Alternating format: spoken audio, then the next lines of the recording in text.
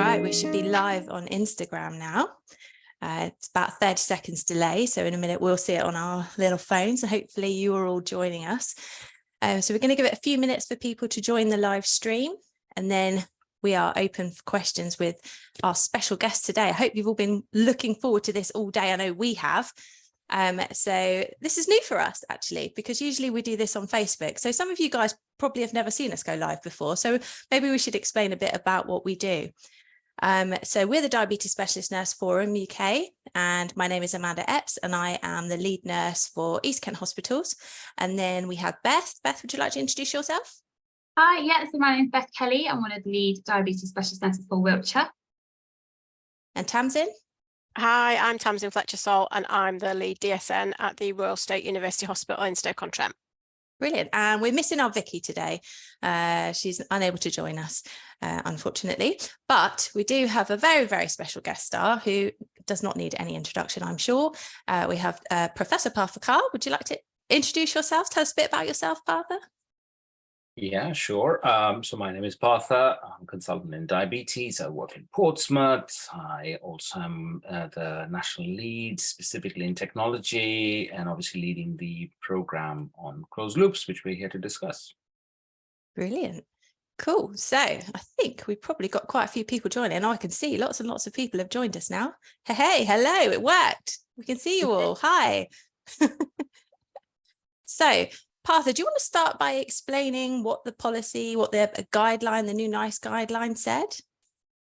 Yeah, I'm going to do that. But before that, I'm going to do something else, which is, I think, for everybody who's joined, thank you very much for coming along. And I'd just like to acknowledge the work that you guys are doing in the DSN Forum. It's a fantastic platform for us from NHS England also to reach out. We know you reach out to nursing colleagues, primary care, specialist colleagues are fantastic, patient groups, etc. So I think for those of you who are new to this, follow the DSN Forum for some stuff. And I haven't been paid to say that. So that's I've known all the people in here for a long time. So I just wanted to say from NHS England, thank you for all the work you guys do. So that's fab.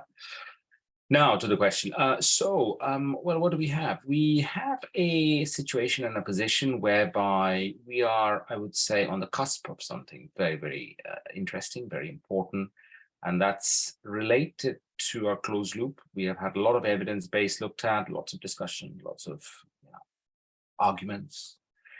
And the first draft came out. Some of you will have seen it. It was in January. It was based on the evidence. It was said that everybody above an HbA1c of 8%, and that was further discussed, further challenges, further discussed more and discussed more. And the proposed guideline, now the caveat here is that it's obviously dependent on a commercial agreement, and I'll explain that later on. And dependent on that, if all goes well, then everybody age group 0 to 18 will be eligible to having this technology on the dint of just having type 1 diabetes, which is great news for lots of parents. I think the rest, everybody else, HbA1c of 7.5% and above. You have disabling hypos as well as a qualification. And most excitingly, I think we have made some really good progress with continuous glucose monitors in pregnancy. And now we want to take the next step, which, and I think probably all the ladies who are there on the call will agree, I don't think we do enough for women's health. And I think this is a really good marker in the sand that we would like any woman who's trying for pregnancy and pregnant to have access to this. So that's where we are. So that's pretty much the run through, and we are in the phase of commercial discussions, after which, if it all goes to plan, we want to roll out a 5-year plan as to how we get this across to the people. So yeah. Sounds absolutely amazing. I think it's going to be an absolute life changer. As a parent of somebody with type 1 diabetes, I've just found going from pens to even having the Libra to then having the pump to then having the closed loop. It's been such a life-changing piece of equipment to be able to sleep at night. I think I'm very biased that I think everybody with type 1 should have it. But yeah, I think we've got lots of people online. Please do ask some questions in the chat. We have got a few questions that we've already had throughout the day from some of our other social media platforms. So I'll let Beth start asking Partha all of the difficult questions. You're in the hot spot now. Well, I was going to ask, first of all, actually, the guidance that you just said, the criteria, obviously some of the wording, some DSNs have mentioned the wording's a little bit ambiguous, I would say. So is there, you mentioned the HbA1c is 7.5%, which is HbA1c 59, but the bit that says disabling hypos, what is actually going to be the definition of that would get someone to have the closed loop system? So I think if you look at the existing TA 151, which is out there since 2008, it actually defines disabling hypos. So we'll use the exact same definition. It's a agreed definition from the great and the good of this planet and academics and everybody else. So we will accept that. And I think that is the plan. So there's no deviation from that one. If you want to know the definition of it, it's exactly as it has been for the last 15 years. Perfect. So lots of other questions that came through were about it being taken away. So there's a few different scenarios that were mentioned around different social media platforms. So just to summarize, will it be stopped for those patients that are using it already, but now maybe don't meet that criteria? Will it be taken away from them? Will it be stopped after pregnancy? So if a lady obviously has it during pregnancy, will it be taken away once they've given birth? And will it be taken away from those patients that are in paediatric services and then transition through young adults to adult clinic? Will we take it away from those patients as well? Yeah, I mean, I think it's an interesting question, right? Because I suppose it depends where you work, right? I've been a consultant for 15 years. I've not had a single patient come from peds who's had their pump taken away, unless they specifically wanted to. I think it's about how people interpret the wordings. And I think lots of people will go like, as far as I'm concerned, I'll give the answer clinically first, and then I'll give the answer as a policymaker. Clinically, I mean, if it works, it's absolutely stupid to say we'll take it away, right? I mean, there's no other area in life I would have heard anybody do something stupid like that. It's a bit like saying, oh, okay, you had a hip replacement. It was working for a few years. Shall we now take it out? I mean, it makes no sense, right? Yeah. But so that's my clinical perspective. From a policy perspective, I can absolutely tell you, we'll put it in writing that children who get it, they transfer across to the adult teams. The only reason they should come off it is if they want to. Right. And it does happen. And we all know that in the adolescent years, people may not want it. They want to take a break. And that's fine. But that has to be by personal choice. That's very clear. I think the pregnancy one will be interesting. We are debating, we're asking that, but I'll tell you where we go with that. Also, don't forget that pumps are on a 4-year contract, right? So I think if you're starting pregnancy and you get pregnant a year cycle, you'll anyway have the 4-year cycle. There's no point in taking off before the 4-year cycle. So that would be silly.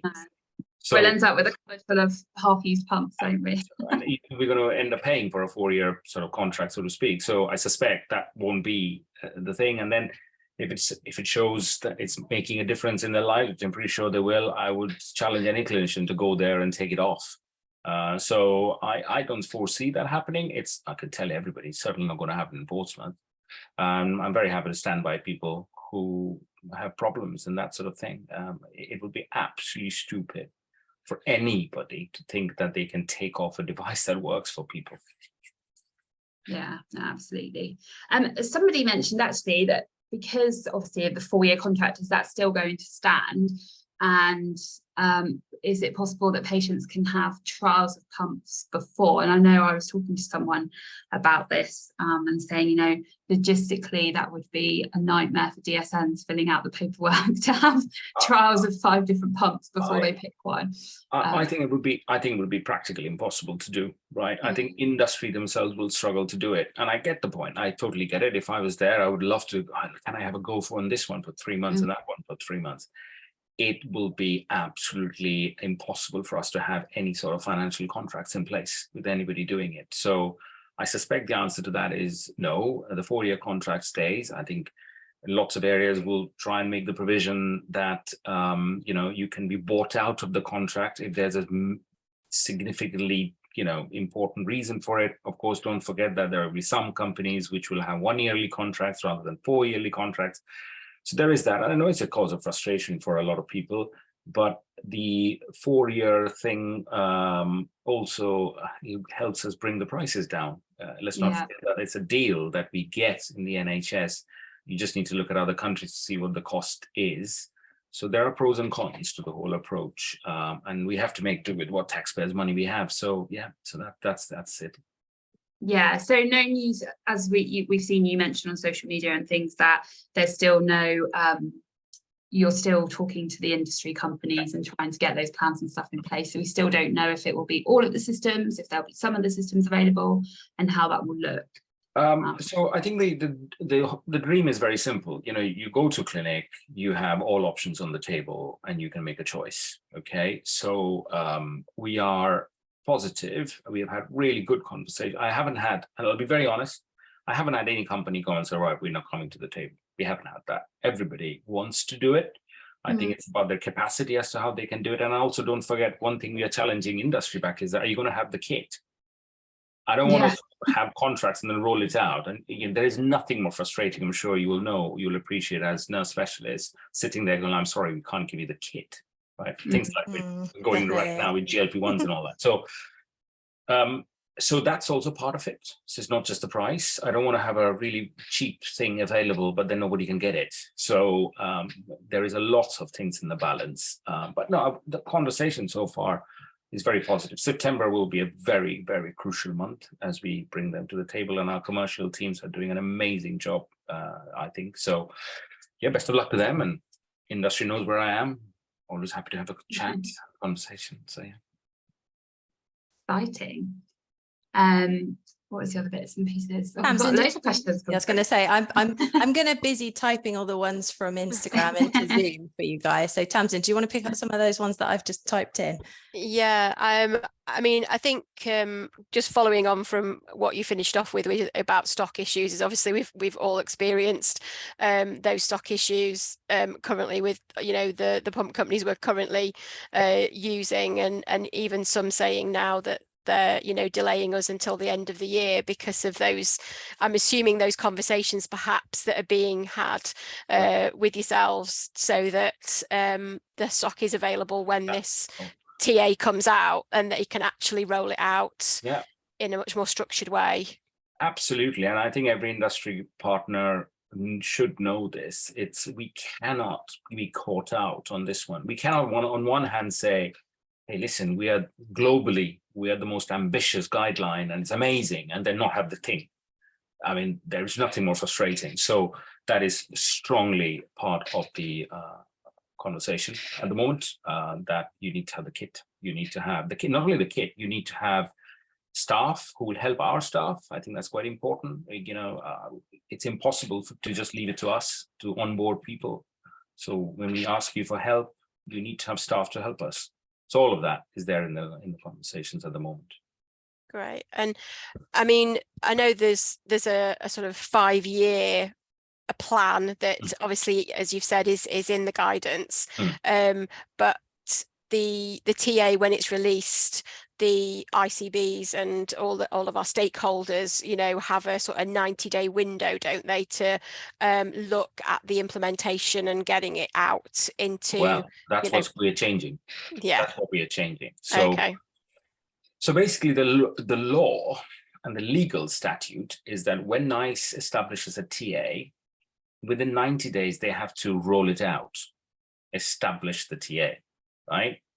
That's a bit like saying, hey, so many people eligible, everybody should get a closed loop, right, in this time frame. So it's not just we accept it, it's actually delivering it, okay?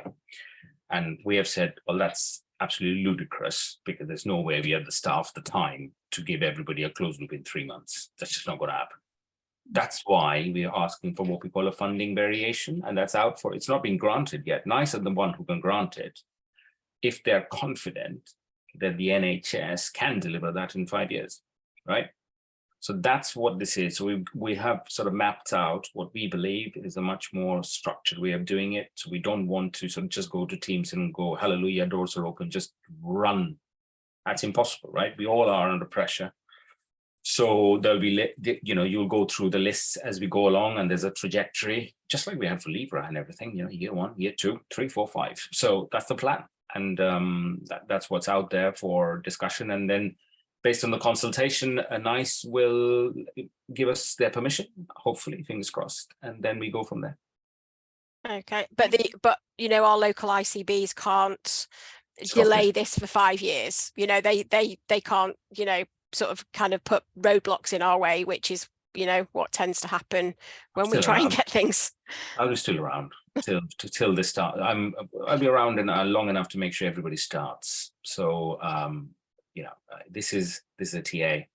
This is not a discussion point with ICBs, and I think people need to understand that. So this is very different from Libra, which didn't have anything on it. It was very much a, oh, let's do it. This is pretty much have to deliver, no questions asked. So you mentioned that it's out for consultation again, so people can go onto the NICE website, read the consultation document, and then submit their comments again. It's not about the criteria at this stage, it's about the 5-year plan. So you could disagree and go like, wow, this is ridiculous, the NHS should do it in 1 year. Or, oh my God, there's no way you can do it in 1 year, you would need 10 years, right? So I think that's the thing that they're looking for. What do people say, right? I think 5 year is quite reasonable because people forget, time flies in a flash. It's been 5 years of Libra, right? People forget that. 2019, 2023, look. Makes me feel old. So 2019, as I always say, when we started off, it was what, 7-10%. 2023, 5 years later, you're in the high 90s, you pretty much cracked it. So the 5-year plan has got I think to everybody who's listening, I think it's important that we give our staff room to breathe, right? Closed loops are not the only thing the staff are having to do. And even if we bring money for staff, it's not like there are specialist nurses all running around the corner, ready to jump into jobs to do closed loops. You know, it's not as easy as that. This is not as simple as, okay, here you go, have a Libra, off you go. This is, you know, here's a, I don't know, a DTN module and best of luck. This is not, all of you know, pump starts are not easy. So this, I personally think it's been written by me. I'll take full sort of credit and the brickbats for it, but it's my plan. And all I say to everybody is my previous plans have worked. So I think I would ask you to keep the faith and we'll get there in 5 years' time. Yeah, great. I mean, I agree with that. Hybrid closed loop is a totally different ballgame, and it's a lot of intensive work up front, although it's kind of sold across various platforms that it's the be all and end all to fix everything. It really is, it's quite labour intensive at the start, definitely for DSN. So it's a big ask for teams that are very understaffed and overwhelmed at the moment. Someone has said, are there going to be any national comms to patients to manage these expectations? Yeah, absolutely, 100%. I think we're working with Diabetes UK JDRF on that. And I think, so who are the people who will, so I think there are 3 or 4 groups of people who will ask who will be most keen. I think parents, quite rightly, because if, you know, those of us who are parents, if our kids are type 1, we want them on it. It is want them on it. So parents will go quick and hard at it.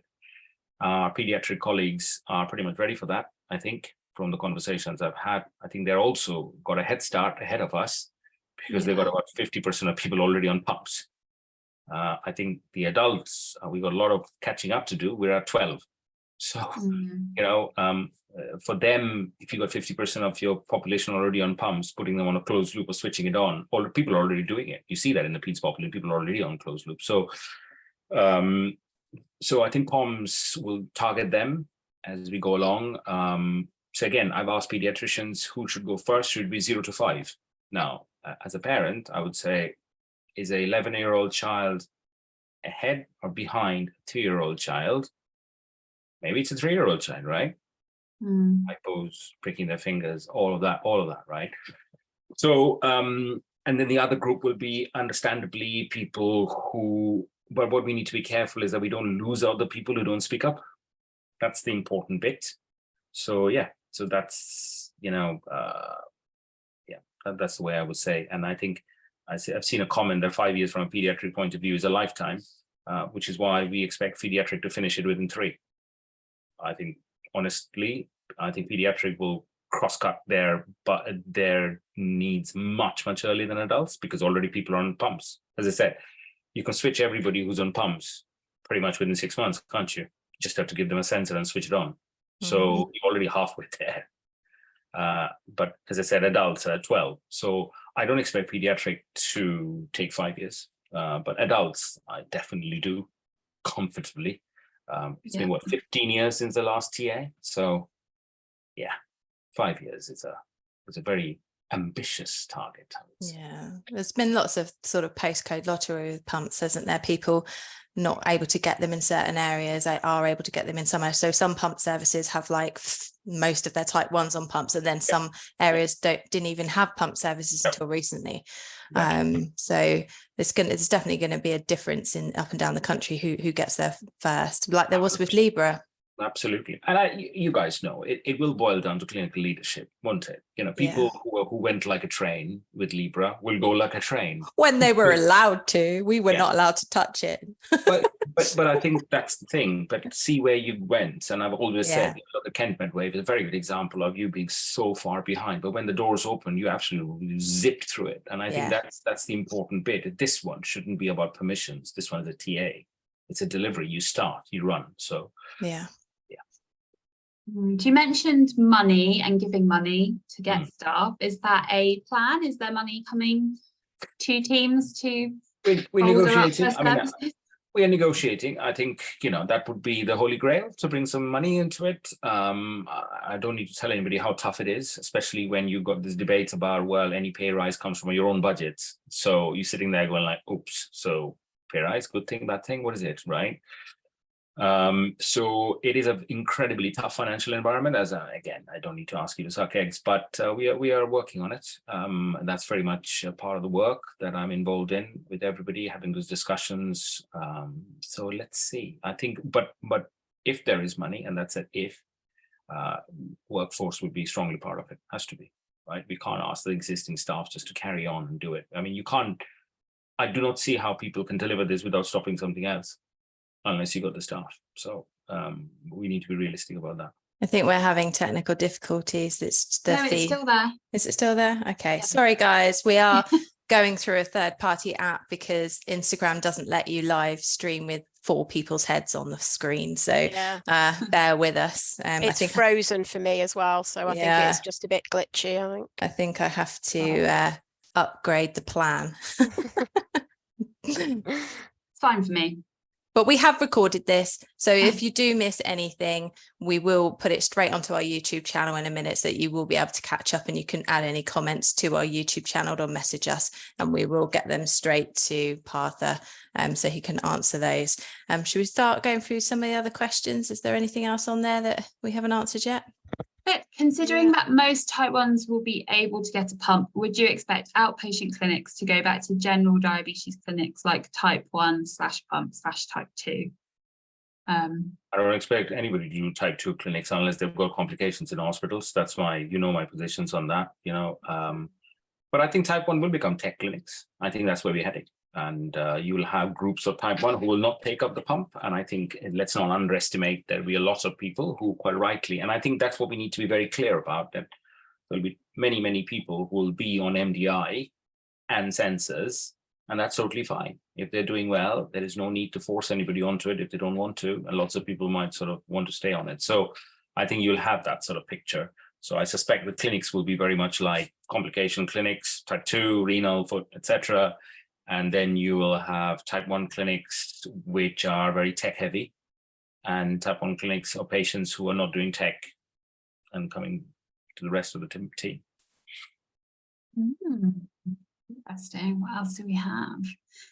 Do you think we will get to a point where we start putting patients at diagnosis on hybrid closed loop straight away? And that's quite an interesting point, actually, because I tend to find patients that are pump naive that go on to hybrid closed loop tend to get on with the hybrid closed loop a little bit better, and they're not used to the pump overriding it. And we're having that discussion this morning with Amanda. So that would be quite interesting. Do you think that would be the case eventually? So I think there's different views to it, right? I think you'll have the purists, clinicians who will say that you'll have to slog for 6 months, 12 months before you get anywhere near technology.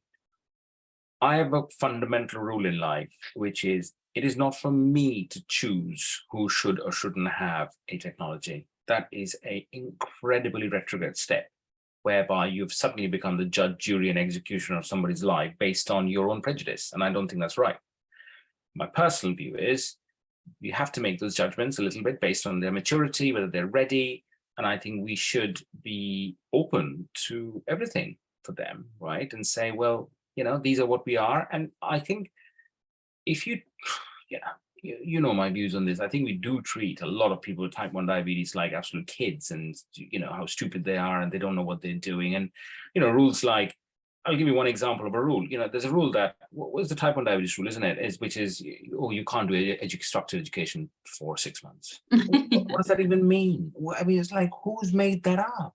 Somebody sat in a room and said, we don't think they're mature enough in the first 6 months. That is nonsense, right? Isn't it? So I think those rules will be the same. I think people were more comfortable. And I would be, if I had type 1, right, developed type 1, I want it pretty much on day one. Okay, so it depends on your knowledge, your confidence, and all that sort of stuff. So I think we should have those options on the table. I don't think it should be barred from anybody. And most certainly the NICE guidelines are not going to say things like, well, you need to sort of, linger on for a year before you get technology. And I don't think that's right. Yeah, we're forever having those discussions. They need to finger prick for 2 weeks before they can have a Libre. Why? Yeah. What is that? I mean, there was a region, I won't name names, who basically said, well, what we're going to do, we're going to take the Libre off for 3 months to see what happens. And you go like, what does that mean? What do you mean you're going to just see what happens? So that sort of stupidity needs to really stop. So yeah, silly. A few questions about, will the 4-year apply to Omnipod as well? I don't think that's the case, is it? Because obviously they can stop and start with the Omnipod. I think Omnipod promise kind of have that. They will be on the contract as they are. So yeah, so it's just if they're having kind of tethered pumps and the other ones, things like that. We have totally lost the live stream. Yeah, I will upload it to YouTube. Sorry, everybody that's watching this on repeat now, because it's not working and I cannot get it back. Oh, that's no.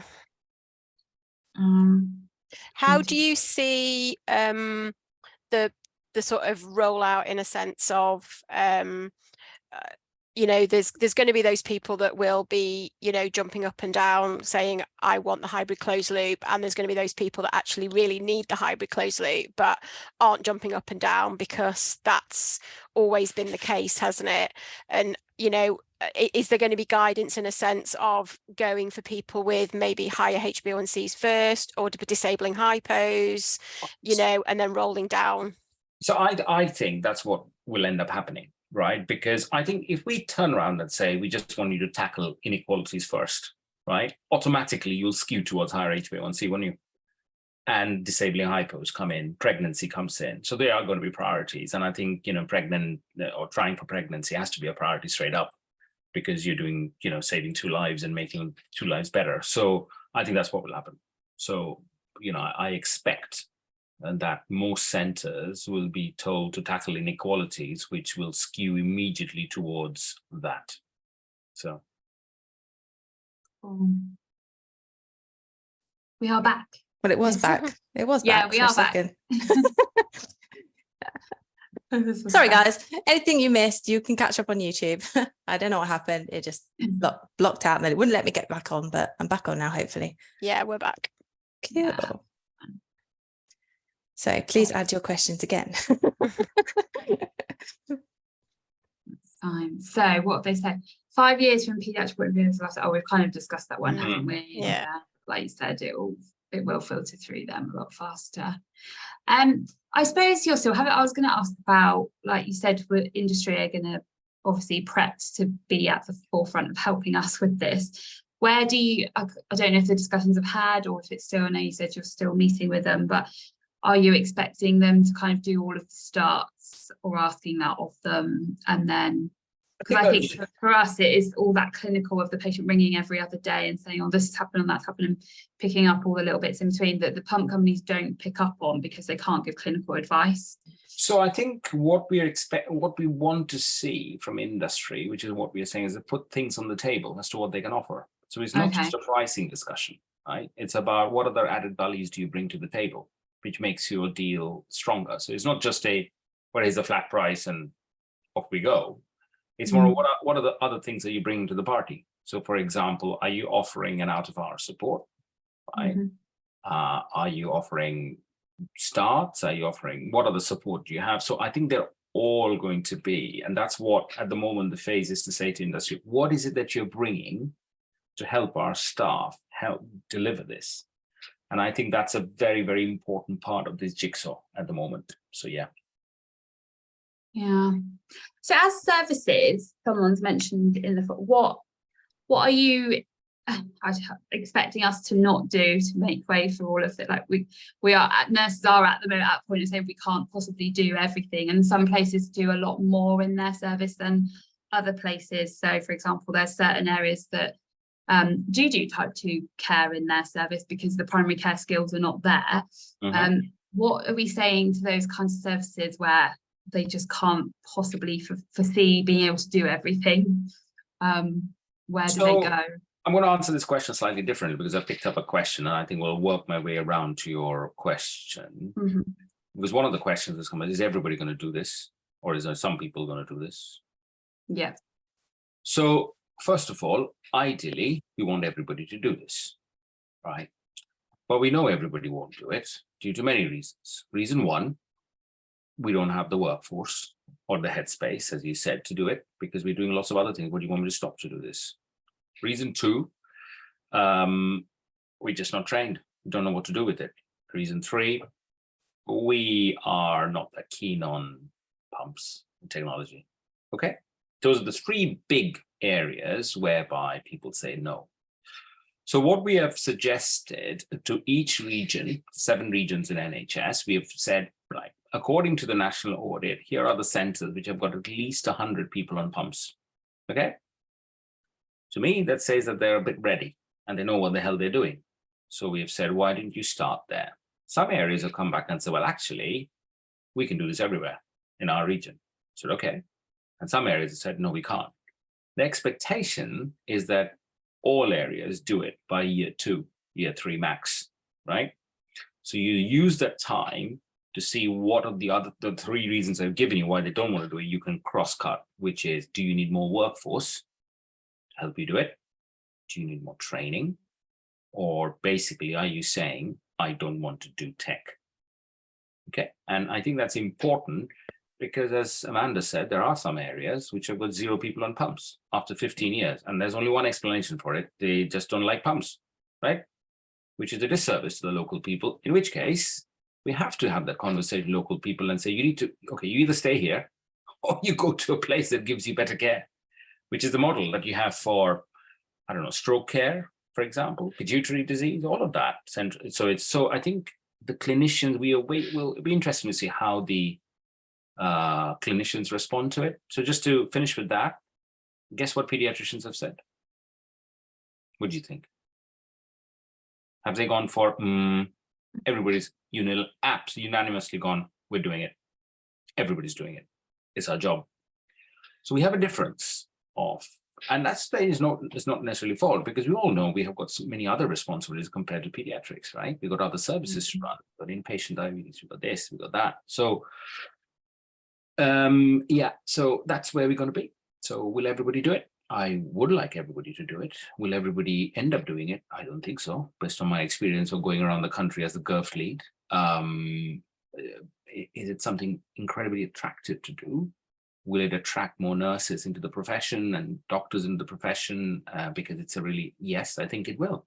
It's a million miles away from, those clinics where you're sitting there going, well, I think what you need to do is double your metformin. It's a million miles away, right? So it's exciting, I think.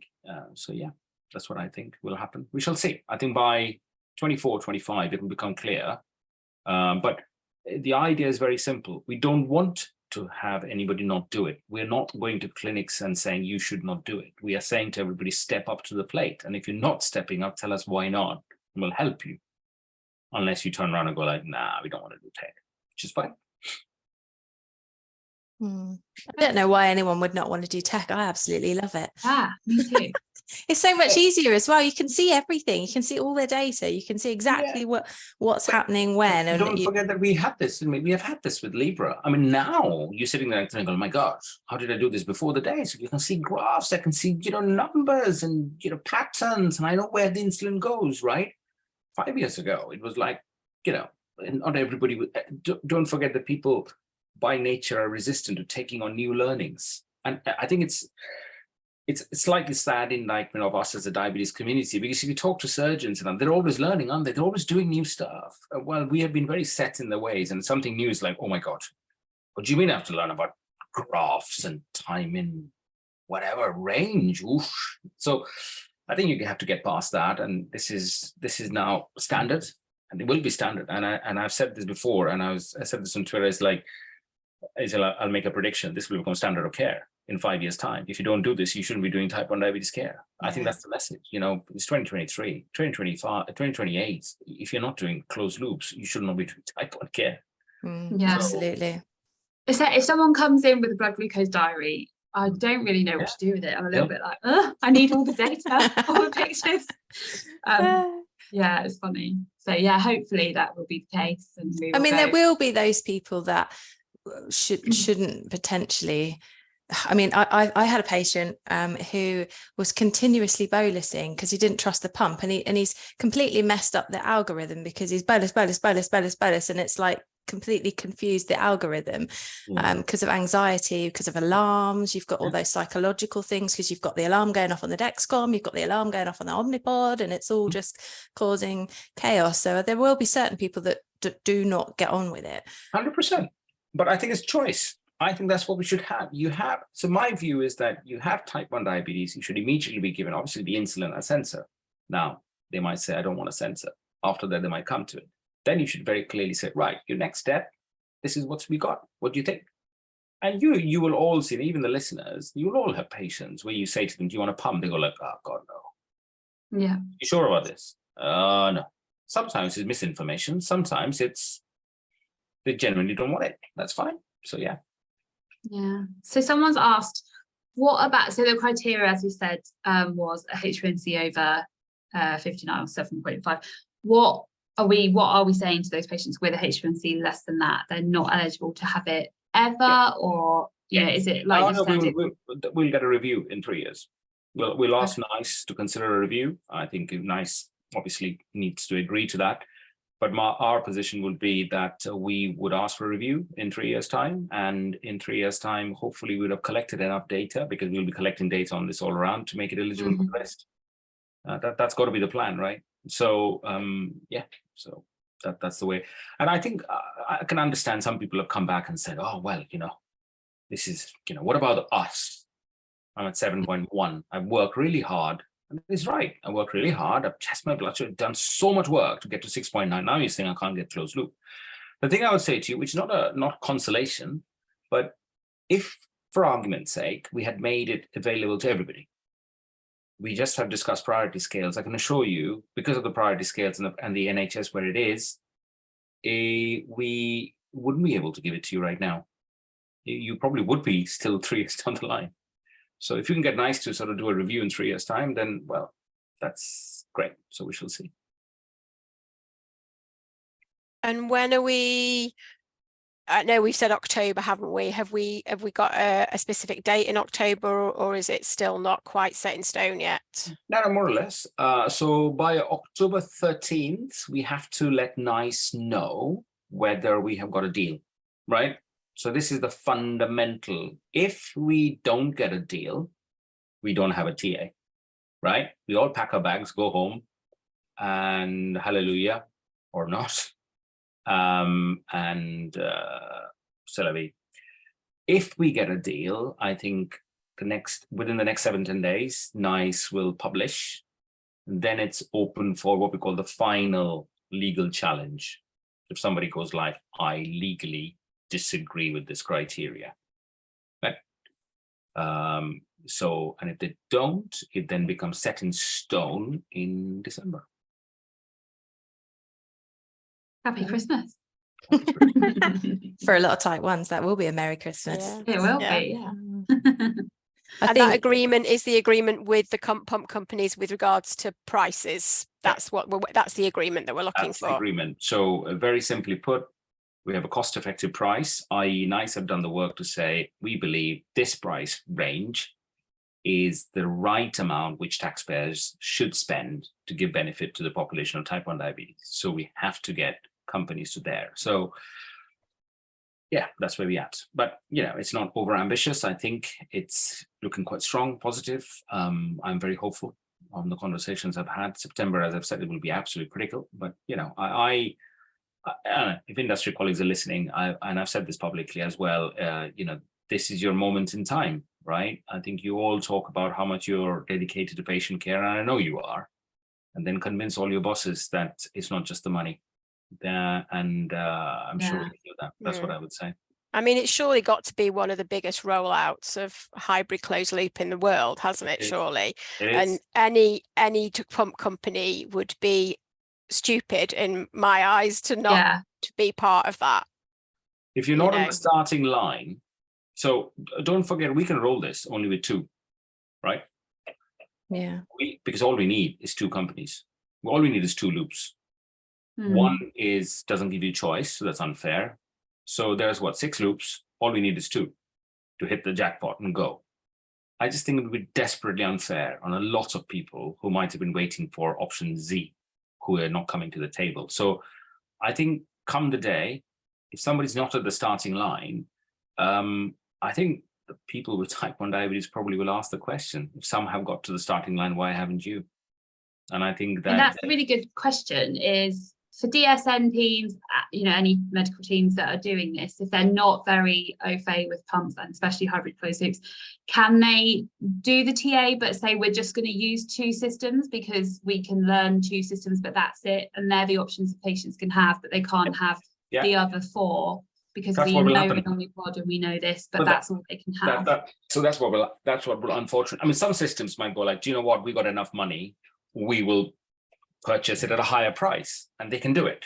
But from central, we can say, well, we got I would be slightly gobsmacked if systems go like, oh yes, we'll spend more money, because that's just, well, not going to happen.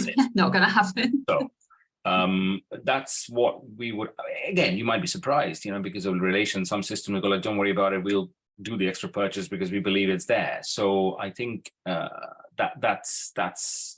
would be, it would be the absolute cherry on the cake if we get all 6 at the starting line. I mean, that would be perfect. Yeah. So teams, if they do say, right, we're going to use, say, a 1 patch pump, 1 tether pump, that's the thing. Teams won't be penalised for that because they are technically offering a hybrid closed loop, and that's okay. Yeah. Cool. Okie doke. So someone has said, the concern is patients worsening their diabetes management to meet the criteria for hybrid closed loop. We do see that, don't we? A lot when you announced it on social media, we saw a lot of people saying, oh, well, I'm 6.9, I'll just bump it up a few points. We can't really stop that, can we? So I can't stop that. You can crack on with that sort of play, but I think let's also take a step back and say that 68% of people of type 1 diabetes in adults have got an HbA1c more than 7.5. Yeah. 68. We're not talking about small numbers, 68%. So can people do that? Will people do that? Of course. I can also have, you know, women coming and saying, I'm trying for a pregnancy and actually not. I know all that. I understand all that. But with the financial situation we have, that's the best criteria we have at the table. So yes, of course, people can change their HbA1c and do what they need to do. Let's put it this way. How many people do we know who've deliberately made their HbA1c go above 8.5 to get a pump? I wouldn't say. No. People who by nature have worked really hard in their lives to get to 6.6. Yeah. I'm sure some people would do it, but I don't believe they suddenly will go like, do you know what, I really want to make my control worse. What happens then if the gamble doesn't pay off and the system goes like, well, okay, you made 7.6, but as Tamsin said, we're actually starting at 11. and working our way down. So we'll get to you in year 3. What do you do? You know, I think, so I would rather say carry on with your good control. And if in 3 years' time we get a review which opens the doors up to you, you still haven't lost 3 years worth of bad control by trying to suppress the system. I totally understand why people want to do it. We see this in obesity, bariatric surgery and stuff, you know, trying to get to the threshold. I know, but it is what it is at the moment. So we did look at the option of giving it to everybody. Let's be honest. The price that we would need from industry would be literally impossible to get to, which would then run the risk of us not getting a deal at all. So then to get everybody in, we sacrifice the 80% at the moment that we are getting. All the kids, we have sacrificed the whole lot. So that's the balance. We have to make a judgment call and go with that. And that's where we are. So I think that's probably the last question there that was just answered about they're trying to get their son's HbA1c down, waiting for the Omnipod 5, and now they're concerned they're not going to get it. They're devastated at the idea that they might not be eligible, but everybody under 18 is eligible for. I mean, I'm not quite sure what the definition of the son is, how old the son is, right? If the son is, at the end of the day, so how hard are the rules going to be applied? So if you're 18 years and 3 months or 19 years and transitional and all that, I think a lot of it will depend on local teams as they go along, right? So I wouldn't say that people will draw a line in the sand and go like, that's it, you're off and you're in. So I think I think everybody needs to bear that in mind. I understand the individual cases that people will say, but I also say that if we are in a position as a country to say we will give closed loops to every single child with type 1 diabetes, you know, without any criteria, that's a quantum leap compared to where we are. So give it time. Everybody else will come on board. As I said, it will become standard care as industry works more, prices change, prices drop. There are big differences. Those of you will know there are big differences in price ranges between companies. And that's what we're trying to sort of corral and make it easier for everybody. So NHS can't even afford our own pay rises. I mean, all of the nurse specialists, you know where we are. I'm not going to talk about consultants who get paid what they do. You know, they can't even offer you whatever pay rise. So this is in the background of that we are talking about closed loops. So yeah. We've got a few minutes left. There are a few more questions coming through. I'm just trying to frantically copy and paste across. That's another one. Everyone's very, very set on the Omnipod 5, aren't they? All the questions are about Omnipod 5. It's like that's the only hybrid closed loop. We do have other closed loops, you know. So I think Omnipod 5 will be attractive. It's a tubeless pump, right? Of course it will be. And which is why you have got all the companies now lining up to get tubeless pumps as well. And that's what will happen. That is going to be the future. We all know that things need to be much more nifty. Things need to be something that people like. Omnipod 5, will it be available? Will it? Well, we'll find out this month. We absolutely will. An interesting thing with the Omnipod 5, it maybe not so much in peds, but in adults when they're using them, changing them slightly more than every 3 days, or they're falling off, they're needing replacements. But I'm forever having to authorize like extra orders. What kind of things will we be, DSMs be doing for that? Will that be okay? Just to keep authorizing them? Will hybrid closed loop systems be taken away from some people who aren't using it properly? And I put that in quotation marks because that's a quite common thing that we see. Yeah, I mean, I think I'll answer one question is that before I come to that, because it's our hospital team had no idea about this revised NICE guideline. I think that's a question of CPD. If you're doing type 1 diabetes and you're saying, I don't know the NICE are doing a guidelines on closed loops, then you're living under a bloody rock. Okay, it's everywhere, right? And I'll second that. I mean, if you're in the DSM forum, we talk about it all the time on our podcast. And this is it. In the world of type 1 diabetes, what are the next big thing? Then you got teplizumab talking about, all the whole thing, but that's pretty much it. So if you don't know about this, then what are you doing? So I think I don't accept people saying, oh, I don't know there's a revised NICE guideline coming. It's everywhere, right? You just have to Google it to find out. So I think that's, it's way forward, and I think I agree with that sort of thing. So I think to your question, Beth, I think there'll be variations as you go along. People will want to set up local tram lines.